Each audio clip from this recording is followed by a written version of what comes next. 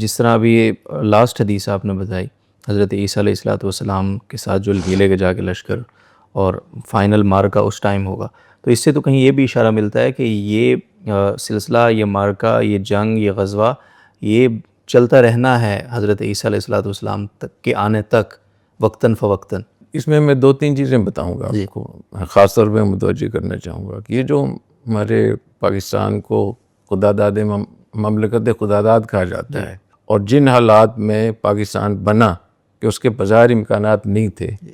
اور جتنے پاکستان کے اوپر بحران آئے، جتنے مشکلات آئیں، اللہ تعالیٰ کس طریقے سے اس ملک کو نکالتے چلے جا رہے ہیں، جبکہ ہماری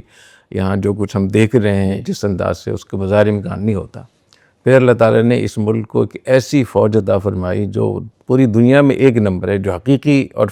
فیصلہ ہے وہ یہ کہ پاکستان کی فوج دنیا میں ایک نمبر فوج ہے،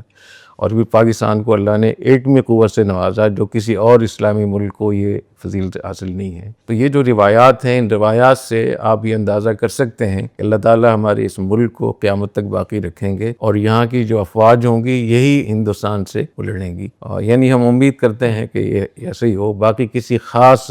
گروپ کو، کسی خاص گروہ کو کسی حدیث کا صراحتاً مصداق قرار دینا یہ درست نہیں ہوتا۔ ہو سکتا ہے کہ اس میں کچھ اور بھی چیزیں ہوں، لیکن ایک اندازہ یہی ہو رہا ہے کہ جو ہندوستان سے جو فوج لڑے گی وہ یہی فوج ہوگی، ہماری پاکستان کی فوج ہوگی۔ اب یہ کب وقت آئے گا اس کا کچھ نہیں پتہ،